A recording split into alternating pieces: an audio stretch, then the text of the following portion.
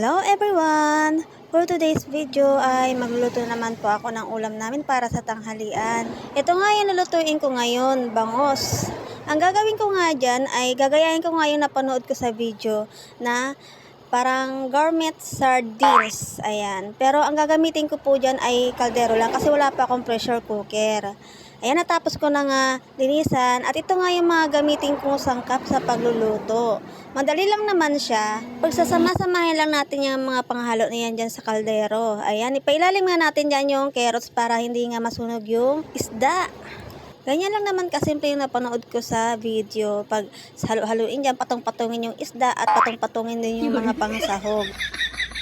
Di ko nga alam kung tama yung ginagawa ko dyan eh.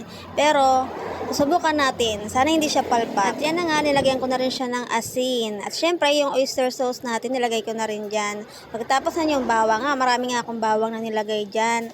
At nilagyan ko na rin nga siya ng oil. At syempre, yung tubig.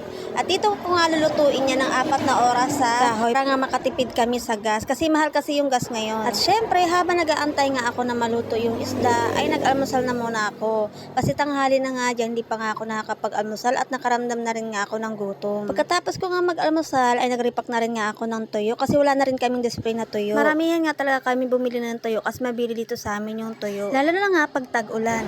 Habang nagbabantay nga ako ng tindahan, ay ito nga yung pinagkakaabalahan ko. Inabot lang naman nga ako dyan na maghapong kakaripa kasi nga pahinto-hinto yung ginagawa ko kasi nga maya-maya may bibili din. Hindi ko nga muna siya tinatali-tali dyan kasi para malaman ko nga kung may tutubuin nga ako dyan sa toyo. Mula nga nang dumaan si Bagyong Pipito, ay tumaas na rin ang presyo ng toyo. At yun nga, napahinto nga ako sa ginagawa ko kasi nga may bumiling customer. Bumili lang naman sila ng uli.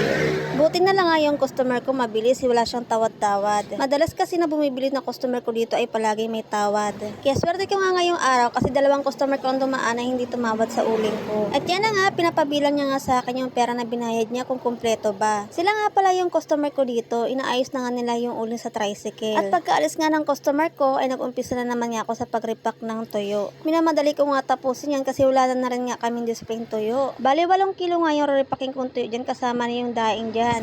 Maya-maya nga ay may bumili na naman ulit kaya napahinto na naman nga ako sa pag-repack. Ganito palagi yung ginagawa ko dito sa tindahan. Kaya nga minsan nga hindi nga matapos-tapos yung mga ginagawa ko kasi pahinto-hinto nga. Minsan nga tinatamad na rin nga ako tapusin yung trabaho ko.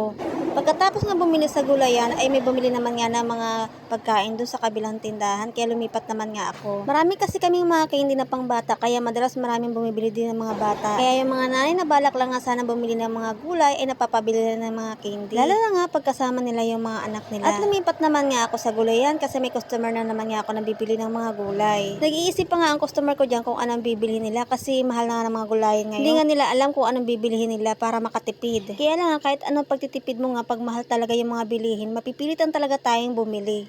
Hay, buhay nga naman talaga. Kaya nga minsan maiinis ka na lang eh. Kaya lang ano bang magagawa natin? Pagkatapos nga ng 2 customer ay may bumili naman nga sa akin ng napkin. Ayan. Mabili talaga sa akin to kasi mura lang. At bumalik na naman nga ako sa pwesto ko para ituloy ko yung pagre-repack ko. Inabot na nga ako ng tanghali dyan sa pagre-repack pero hindi ko pa nga nakakalahati yung tuyo repakin. Mag-isa lang kasi ako dito sa tindahan. Wala kasi dito si mister at hindi ko alam kung saan lupalop na naman pumunta. At yun lang guys. Hanggang dito na lang ating video. Thank you for watching.